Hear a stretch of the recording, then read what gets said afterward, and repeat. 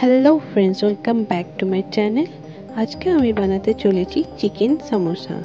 এটি কিন্তু চায়ের সাথে খাওয়ার জন্য খুবই মজাদার একটি স্ন্যাক আর বানানো খুবই সহজ। চলুন দেখে নিই আজকে আমাদের রেসিপিটি। এটি বানানোর জন্য সবার প্রথমে আমি একটা গাজরকে এইভাবে গ্রেড করে নিয়েছি আর নিয়েছি তার সাথে একটা পেঁয়াজ, সেটাকে কুচি করে রেখেছি আর দুটো লঙ্কাকে কুচি করে রেখে দিয়েছি। অন্যদিকে আমি নিয়ে নিয়েছি 250 গ্রামের মতো বোনলেস চিকেন, সেটাকে এইভাবে ছুরির সাহায্যে টুকরো টুকরো করে নেবে।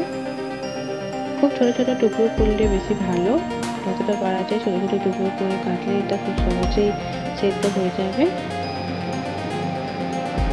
দেখতেই পাচ্ছেন আমি এইভাবে ছোটো ছোটো টুকরো করে নিয়েছি।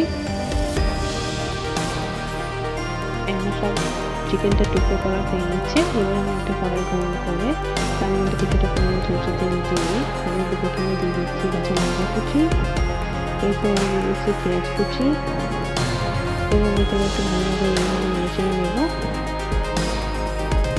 পেঁয়াজটা হালকা একটু এইভাবে ভাজা হয়ে গেলে তারপর আমি আস্তে আস্তে দিয়ে দেবো গাজর কুচি। এরপর এটাকে একটু ভালোভাবে নেড়ে নেব।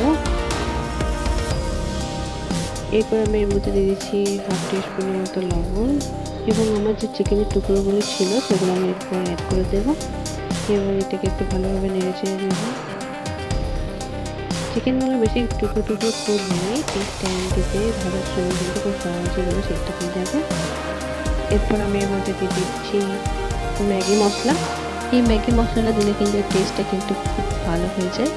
এরপর আমি দিয়ে দেবো 1 টিস্পুনের মতো ধনে জিরে গুঁড়ো। এইভাবে একটু 5-7 মিনিট এটাকে নেড়ে নিতে হবে যাতে আমাদের চিকেনটা ভালোভাবে একটু সেদ্ধ হয়ে যায়।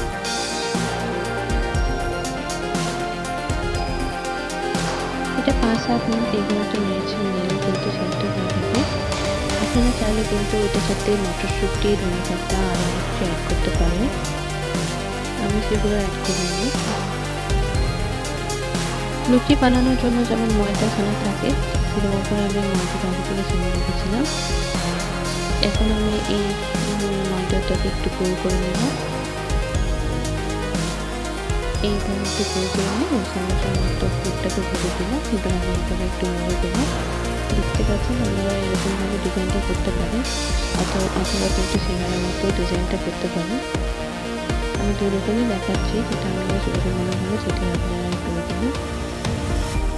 সবার প্রথমে আমি লুচির মতো বেলে নিয়েছি, তারপর একটু চাকুর সাহায্যে সেটাকে দুই ভাগ করে এরকমভাবে একটু শঙ্কুর মতো করে নিচ্ছি। এর মধ্যে আমি দিয়ে দেবো পুরটা।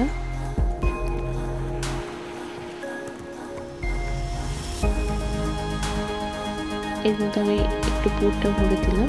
এরপর আমি এটাকে এইভাবে লাগিয়ে নেব। দেখতে পাচ্ছেন এই আমার সিঙ্গারাটা পুরো রেডি হয়ে গেছে সিঙ্গারা শেপে।